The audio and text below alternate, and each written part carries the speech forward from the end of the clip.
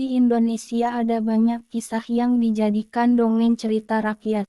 Salah satunya soal Malin Kundang, sosok anak durhaka yang konon berasal dari Padang, Sumatera Barat.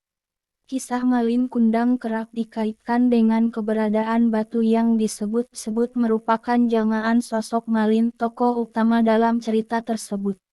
Daya tarik dari cerita rakyat satu ini yaitu pesan moral yang tersirat di dalam ceritanya. Cerita Malin Kundang. Dahulu di sebuah dusun nelayan tepatnya di Sumatera Barat hiduplah seorang anak laki-laki bernama Malin Kundang.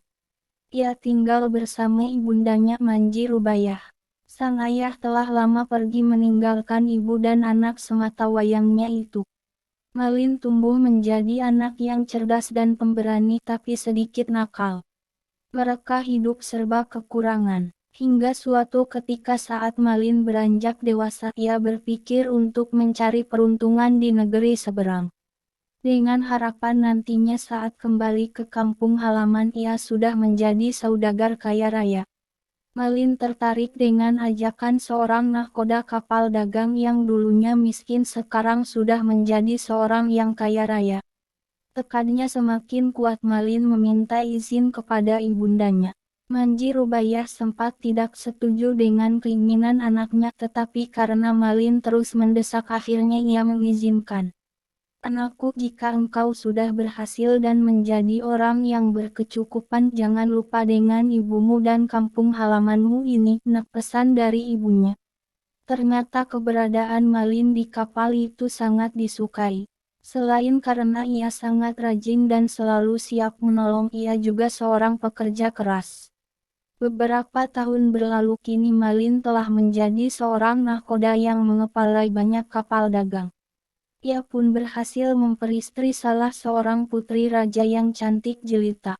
Kabar kesuksesannya sampai kepada ibunda Malin. Setiap hari Manji Rubayah menyempatkan diri pergi ke dermaga berharap bisa bertemu putranya Malin. Malin Kundang kembali ke kampung halaman. Suatu ketika sampailah kapal mereka di kampung tempat Malin dulu dibesarkan. Malin Kundang pun turun dari kapal. Kemudian disambut oleh ibundanya. Malin Kundang, anakku, mengapa kau pergi begitu lama tanpa mengirimkan kabar, katanya sambil memeluk Malin. Malin Kundang justru malah segera melepaskan pelukan tersebut dan mendorong ibundanya hingga terjatuh. Wanita tidak tahu diri sembarangan saja mengaku sebagai ibuku, kata Malin kepada ibunya. Malin berpura-pura tidak mengenal ibunya karena malu melihat ibunya yang sudah tua dan memakai baju kampang camping.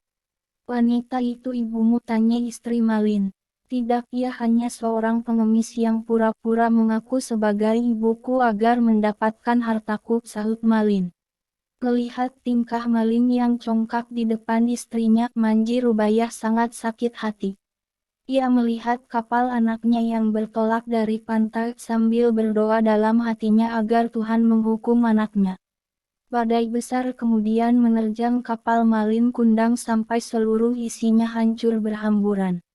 Ternyata serpihan kapal ini berubah menjadi batu karang termasuk sosok Malin Kundang yang sedang bersimpuh.